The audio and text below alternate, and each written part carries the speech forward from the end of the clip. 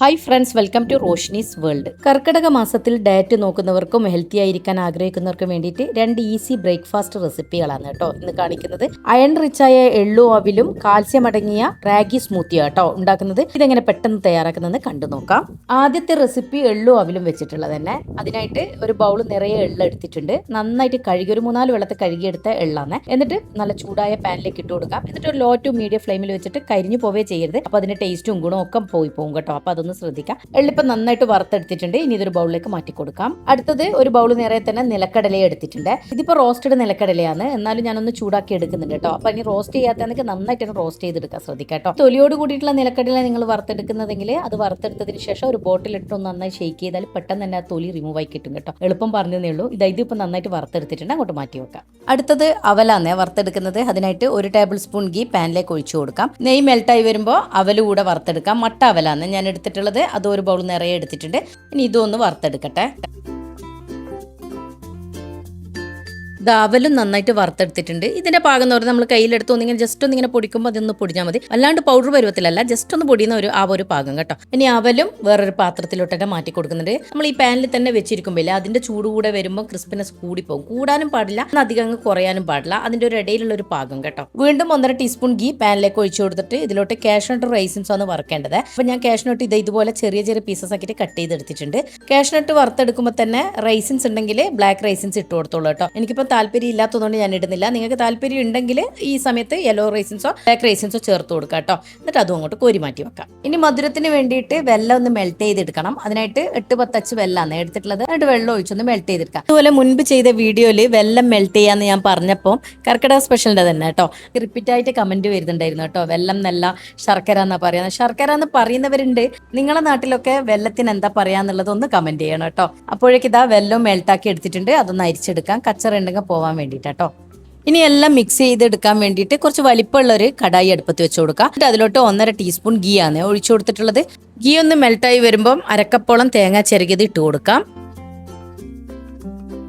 ഇനി ഈ തേങ്ങയും ഗീലൊന്ന് മൂപ്പിച്ചെടുക്കേണ്ടതുണ്ട്. നിങ്ങൾ കുറച്ച് ദിവസമൊക്കെ വെക്കുന്നതാണെങ്കിൽ നന്നായിട്ട് മൂപ്പിച്ചെടുക്കാം. അതല്ലെങ്കിൽ ഒരു 2-3 ദിവസത്തേക്കാണെങ്കിൽ ഒന്ന് ജസ്റ്റ് ഒന്ന് മൂപ്പിച്ചെടുത്താൽ മതി കേട്ടോ. ഇനി ഗീല് തേങ്ങ മൂപ്പിച്ചെടുത്തതിന് ശേഷം മധുരത്തിന് ആവശ്യമായിട്ടുള്ള വെള്ളം മെൽറ്റ് ചെയ്തത് ഒഴിച്ചു കൊടുക്കാം. തേങ്ങയിലോട്ട് ശർക്കര പാനി ഒഴിച്ചതിന് ശേഷം വീണ്ടും ഒന്ന് നന്നായിട്ടൊന്ന് വഴറ്റി കൊടുക്കണേ. വഴറ്റിക്കൊണ്ടിരിക്കുമ്പോൾ ആ സൈഡ് വശത്തുനിന്ന് ഇതുപോലെ ഇങ്ങനെ തിളച്ചു വരും. തേങ്ങയൊക്കെ സെന്ററിലോട്ട് ആവുകയും ചെയ്യും. ഇതാണ് ഇതിന്റെ പാകം എന്ന് പറയുന്ന സമയത്ത് വേണം നമ്മൾ മാറ്റി വെച്ച എള്ള് ഇതിലേക്ക് ഇട്ട് കൊടുക്കേണ്ടത് കേട്ടോ. ഇനി ഇത് നന്നായിട്ടൊന്ന് മിക്സ് ചെയ്ത് കൊടുക്കുക. ഈ സമയത്ത് ലൂസ് കൺസിസ്റ്റൻസി പോലെ ഉണ്ടാവും, കുഴപ്പമില്ല കേട്ടോ. കുറച്ചുകൂടെ ഒന്ന് കഴിയുമ്പോൾ ഇത് കണ്ടോ, സെൻറ്റർ ഭാഗത്തോട്ട് നേരത്തെ തേങ്ങ പോലെ തന്നെ ഇതും സെൻറ്ററിലോട്ട് വരും. സൈഡ് വശത്തുനിന്ന് തിളക്കാൻ തുടങ്ങും. ഈ സമയത്ത് വറുത്ത് മാറ്റി വെച്ച ഈ അവലും കൂടെ ഇതിലേക്ക് ഇട്ട് കൊടുക്കാം. അവലും കൂടെ ചേർത്ത് കൊടുത്താൽ നന്നായിട്ട് ഒന്നുകൂടെ ഒന്ന് മിക്സ് ചെയ്തെടുക്കണേ. അവല് ചേർത്തപ്പോൾ കണ്ടോ ആ വെള്ളത്തിൻ്റെതൊക്കെ അതിലങ്ങ് അബ്സോർവ് ആയല്ലോ. അത് ഞാൻ പറഞ്ഞത് അവലിട്ട് കഴിഞ്ഞാൽ പിന്നെ അതങ്ങ് അബ്സോർവ് ചെയ്തോളും കേട്ടോ. അപ്പോൾ ആദ്യം കാണുമ്പോൾ അത് ലൂസ് കൺസിസ്റ്റൻസി പോലെ ഉണ്ടായിരുന്നില്ല, ഇപ്പോൾ കറക്റ്റായി. ഇനി നമ്മൾ വറുത്ത് മാറ്റി വെച്ച നിലക്കടല കൂടെ ഇതിലേക്ക് ഇട്ട് കൊടുക്കാം. കൂടെ തന്നെ വറുത്ത് മാറ്റി വെച്ച കാഷ്നട്ട് കൂടെ ഇട്ട് കൊടുക്കാം. കാഷ്നട്ട് ഇതുപോലെ കട്ട് ചെയ്തിട്ട് ഇടണമെന്നില്ല കേട്ടോ, ഡയറക്റ്റ് ഇടണമെങ്കിൽ അങ്ങനെ ഇട്ട് കൊടുക്കാം. ഇനി ഈ നിലക്കടലക്ക് പകരം പൊട്ടുകടല ഉണ്ടെങ്കിൽ പൊട്ടുകടല ഇട്ട് കൊടുക്കുന്നതാണ് നല്ലത് കേട്ടോ. ഇവിടെ ഇപ്പം പൊട്ടുകടല കിട്ടില്ല, നാട്ടിലാവുമ്പോൾ പെട്ടെന്ന് കിട്ടുമല്ലോ. അതേപോലെ ബ്ലാക്ക് റൈസിൻസോ യെല്ലോ റൈസിൻസോ ഉണ്ടെങ്കിലും ചേർത്ത് കൊടുക്കാം കേട്ടോ. ഇപ്പം ആർക്കും താല്പര്യം ഇല്ലാത്തതുകൊണ്ട് ഞാൻ ചേർക്കുന്നില്ല എന്നേ ഉള്ളൂ. നിങ്ങൾക്ക് വേണമെങ്കിൽ ചേർക്കാമെന്ന് പറയായിരുന്നേ. അപ്പം ഇനി ഒരു നുള്ളു ഉപ്പ് മധുരം ബാലൻസ് ചെയ്യാൻ വേണ്ടിയിട്ട് ഇട്ട് കൊടുത്തിട്ടുണ്ട്. ഇനി എല്ലാം കൂടി ഒന്നുകൂടെ ഒന്ന് നന്നായിട്ട് മിക്സ് ചെയ്ത് യോജിപ്പിക്കാം. ഇനി കുറച്ച് സമയം ഒന്ന് അടച്ചു വെച്ച് കൊടുക്കുന്നുണ്ട്. 2-3 മിനിറ്റ് അടച്ചു വെച്ച് കൊടുക്കുമ്പോൾ തന്നെ അതൊന്ന് സോഫ്റ്റായി കിട്ടും കേട്ടോ. അതിനുശേഷം നമുക്കിതിന് ഫ്ലേവറിനും ടേസ്റ്റിനും വേണ്ടിയിട്ട് ഏലക്ക, ജീരകം, ചുക്ക് ഇത് 3 ചേർത്ത് പൊടിച്ചത് ചേർത്ത് കൊടുക്കാം. ഇനിയിപ്പോൾ നിങ്ങൾക്ക് ചുക്കിൻ്റെ ടേസ്റ്റ് ഇഷ്ടമാണെന്നുണ്ടെങ്കിൽ ഏലക്കയും ജീരകം പൊടിച്ചും ചേർക്കാം. ഇനി ജീരകത്തിൻ്റെ ടേസ്റ്റ് ഇഷ്ടമില്ലെന്നുണ്ടെങ്കിൽ ഏലക്കയും ചുക്കും ചേർത്ത് കൊടുക്കാം. ഇനി ഒന്നുമില്ലെങ്കിൽ ഏലക്ക മാത്രമായിട്ടും ചേർത്ത് കൊടുക്കാം കേട്ടോ. ഇനി ഇതിലോട്ട് 1 ടേബിൾ സ്പൂൺ ഗീ കൂടെ ചേർത്ത് കൊടുത്തിട്ടുണ്ട്. അന്നേരം നല്ലൊരു ഫ്ലേവറും ടേസ്റ്റും കിട്ടും കേട്ടോ. അപ്പോൾ എന്നിട്ട് നന്നായിട്ടൊന്ന് മിക്സ് ചെയ്ത് യോജിപ്പിക്കാം. ഇനി ഒരു 1-2 മിനിറ്റ് കൂടെ ഒന്ന് അടച്ചു വെച്ച് കൊടുക്കുന്നുണ്ട്. 2 മിനിറ്റ് അടച്ചു വെച്ചപ്പോഴേക്കും അതിൻ്റെ ഫ്ലേവറും ടേസ്റ്റും ഒക്കെ എല്ലാം കൂടെ മിക്സ് ആയിട്ട് കിട്ടിയിട്ടുണ്ട്. അപ്പോൾ ഇനി ഇത് നമുക്കൊരു ബൗളിലേക്ക് മാറ്റി കൊടുക്കാം.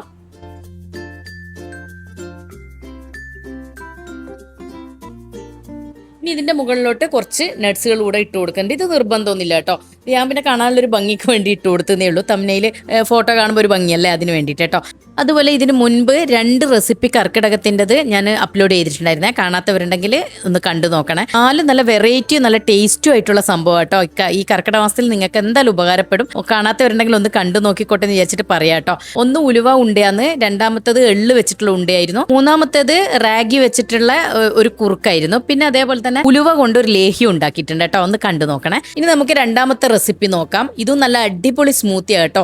നമുക്ക് ബ്രേക്ക്ഫാസ്റ്റ് ആയിട്ട് കഴിക്കാൻ പറ്റിയ സൂപ്പർ ടേസ്റ്റി ആയിട്ടുള്ള നല്ല ഹെൽത്ത് ബെനിഫിറ്റ് ഉള്ള സ്മൂത്തിയാണ്. നിങ്ങൾ എന്തായാലും ഒന്ന് ട്രൈ ചെയ്ത് നോക്കുക കേട്ടോ. കഴിക്കാത്ത കുട്ടികളെ വരെ നമുക്ക് കഴിപ്പിക്കാം. അത്രയ്ക്ക് ടേസ്റ്റുള്ള സ്മൂത്തി ആയിരുന്നു കേട്ടോ. അപ്പം ഡയറ്റ് ഒക്കെ നോക്കുന്നവർക്ക് എന്തായാലും ഇത് ഉപകാരപ്പെടും. അപ്പം നിങ്ങളൊന്ന് ട്രൈ ചെയ്ത് നോക്കിയിട്ട് ഇതിന്റെ ഫീഡ്ബാക്കും അറിയിക്കണേ. ആദ്യം തന്നെ സ്മൂത്തിക്ക് വേണ്ടിയിട്ട് നമുക്ക് നട്ട്സുകളെല്ലാം ഒന്ന് വറുത്തെടുക്കേണ്ടതുണ്ട്. അപ്പം ഞാനിപ്പം നട്ട്സുകളൊക്കെ ഇതുപോലെ വറുത്ത് നമ്മൾ പൊടിച്ചിട്ട് വെച്ചാലുണ്ടല്ലോ, നമുക്ക് ആവശ്യമുള്ളത് കഴിക്കുമ്പോൾ സ്മൂത്തി ഉണ്ടാക്കുമ്പോൾ അതിൽ നിന്ന് എടുത്തിട്ട് യോജിപ്പിച്ച് കഴിച്ചാൽ മതിയല്ലോ. ഞാൻ അതിന് വേണ്ടിയിട്ട് കുറച്ച് വറുത്ത് ഇങ്ങനെ വെക്കാറാണ് പതിവ് കേട്ടോ. അപ്പം അതിനായിട്ട് കുറച്ച് നിലക്കടല ഒന്ന് വറുത്തെടുക്കുന്നുണ്ട്. എൻ്റെ അത് ഓൾറെഡി റോസ്റ്റഡ് ആയതുകൊണ്ട് തന്നെ കുറേ നേരം വറുക്കേണ്ട വന്നിട്ടില്ല കേട്ടോ. പെട്ടെന്ന് തന്നെ വറുത്തെടുക്കുകയാണ് ചെയ്തത്. കാരണം ഞാൻ സ്റ്റോർ ചെയ്ത് വെക്കുന്നതുകൊണ്ട് കേട്ടോ വറുക്കുന്നത്. അപ്പം നിങ്ങൾ സ്റ്റോറൊന്നും ചെയ്യാത്തതാണെങ്കിൽ ജസ്റ്റ് ഒന്ന് മൂപ്പിച്ചെടുത്താൽ മതി കേട്ടോ. എന്നാലും അതിൻ്റെ ഒരു പച്ച ചുവ ഉണ്ടാവുമല്ലോ, അത് പോകാൻ വേണ്ടി മാത്രം. അപ്പം ഇനി ഇതിൽ നിന്ന് ഇങ്ങോട്ട് മാറ്റട്ടെ, ഒരു ബൗളിലേക്ക് മാറ്റി കൊടുക്കുന്നുണ്ട്. അപ്പം ഇതങ്ങോട്ട് തണുക്കാനായിട്ട് മാറ്റി വെക്കാൻ, എന്നിട്ട് വേണം പൊടിച്ചെടുക്കേണ്ടത് കേട്ടോ. അപ്പം ഇനി അടുത്തത് ആൽമണ്ട് ആണ്. ആൽമണ്ട് ഞാൻ ഇതാ ഒരു 1/4 കപ്പോളം തന്നെ എടുത്തിട്ടുണ്ട്. അത് നന്നായിട്ട് തന്നെ റോസ്റ്റ് ചെയ്തെടുക്കാം.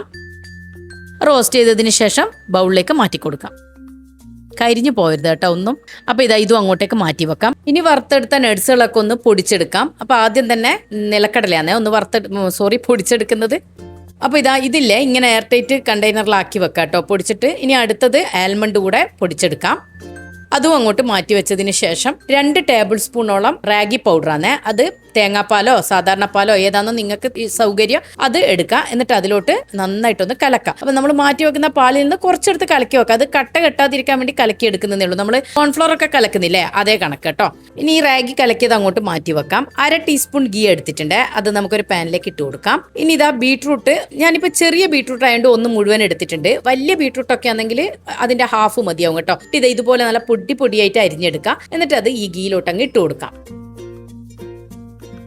ഇനി ഇതെല്ലാം കൂടി ഒന്ന് നന്നായിട്ടൊന്ന് മൂപ്പിച്ചെടുക്കേണ്ടതുണ്ട്. കാരണം ബീട്രൂട്ടിന് ഒരു ടേസ്റ്റ് ഉണ്ടല്ലോ, ഒരു ഇഷ്ടപ്പെടാത്തൊരു ടേസ്റ്റ്. അപ്പോൾ അത് പോകാൻ വേണ്ടിയിട്ടാണ് ഞാൻ ഗീ ഒഴിച്ചു കൊടുത്തത് കേട്ടോ. അപ്പോൾ എന്നിട്ട് നന്നായിട്ട് അതിലൊന്ന് വഴറ്റിയെടുക്കാം. അതല്ലെങ്കിൽ സാധാരണ വേവിച്ചെടുക്കാം കേട്ടോ. പക്ഷേ എങ്കിൽ ആ ടേസ്റ്റ് പോകണമെങ്കിൽ ഗീയിൽ തന്നെ ഒന്ന് വഴറ്റിയെടുക്കുന്നതാണ് നല്ലത് കേട്ടോ. പിന്നെ ഇതിന് ആ ഫ്ലേവർ ഞാൻ പറഞ്ഞല്ലോ, ആ ഫ്ലേവർ പോകാൻ വേണ്ടിയിട്ട് വേറൊരു ഐഡിയയും കൂടി ഉണ്ട്. ഈ ഒരു 1/4 ടീസ്പൂൺ ഏലക്ക പൗഡർ ഇട്ട് കൊടുക്കാം. എന്നിട്ട് നന്നായിട്ട് മിക്സ് ചെയ്ത് കൊടുക്കാം. പിന്നെ തേങ്ങാപ്പാലോ സാധാരണ പാലോ ഏതാ നിങ്ങൾ ഉപയോഗിക്കുന്നത് അത് ഇതിലേക്ക് ഒഴിച്ചു കൊടുക്കാം. ഞാൻ തേങ്ങാപ്പാലോ ഒഴിച്ചു കൊടുക്കാറ് കേട്ടോ. അപ്പോൾ നിങ്ങൾ സാധാരണ പാല് തേങ്ങയൊക്കെ എടുക്കാനുള്ള ബുദ്ധിമുട്ട്, സ്മൂത്തിയൊക്കെ രാവിലെ തന്നെ ഉണ്ടാക്കാൻ ബുദ്ധിമുട്ടാണെങ്കിൽ സാധാ പാലിൽ ചെയ്യാന്ന് പറയായിരുന്നേ. അപ്പോൾ അതിലൊന്ന് സോഫ്റ്റ് ആക്കി എടുക്കാൻ വേണ്ടി അടച്ചു വെച്ച് കൊടുക്കാം.